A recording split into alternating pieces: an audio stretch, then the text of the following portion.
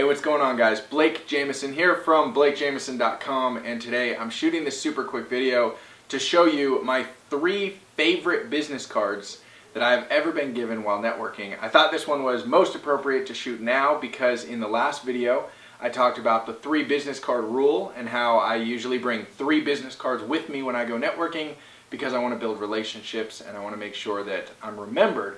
Now, another way to be remembered is have a very, very memorable business card. And so in the case of these 3 cards, I've never forgotten these people. I know exactly where I met them, I know what they do, and they're freaking awesome. So I'm going to share them with you right now.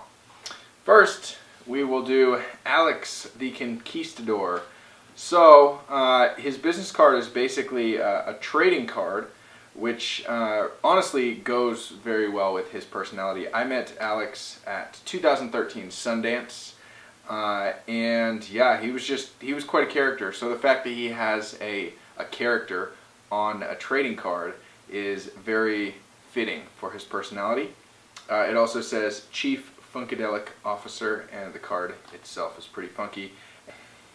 And then on the back, it is definitely a throwback to trading cards, baseball cards. I used to collect baseball cards as a kid with my dad. And so on the back it would have kind of stats and different information about the player, and so that's where you will find the information about Alex El Conquistador. Very cool business card. It also, one thing to note though, it is bigger than a normal business card, so it wouldn't fit in a pile of them or in your wallet, which isn't necessarily a bad thing, because if you have a stack of business cards and then yours sticks out from the rest, I would say that's definitely a good way to stand out, literally and figuratively. Alright, next one, Ivy. Now, it's probably hard to tell from there, but maybe we can see a close-up of this.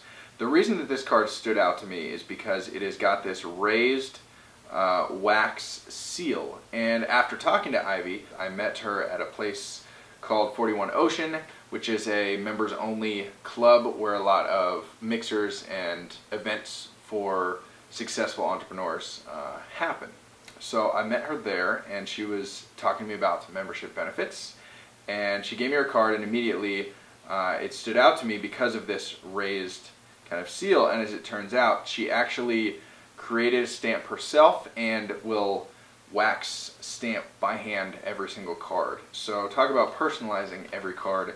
This is literally doing it by hand, which is awesome. I also like that the text on her card is a little bit raised and a little bit glossy, but the card itself is matte, so you can easily write on it. So, Ivy, very cool card.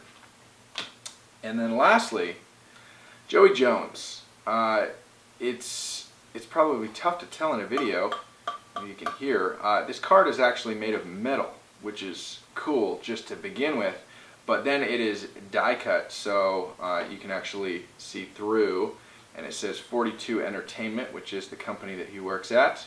And then it's also got this little cutout in this other corner where I guess you could probably attach it to like a keychain or something. But he does animation and motion pictures, video stuff. He did tell me that these cards cost about $5 each. So obviously when you have a card that costs $5, you're going to be very careful about who you give it to.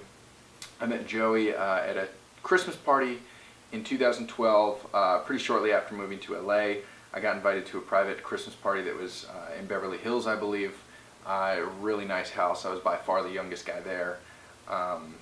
But Joey was super cool and made an impression on me, and I guess I must have made an impression too because I got one of those $5 business cards. So if you're looking for inspiration for your business cards, for some design that will stand out, help get you attention, and possibly clients or new friends, or get a shout out in someone else's YouTube video, I recommend checking these out and taking notes, because these 3 did an awesome job branding themselves with business cards.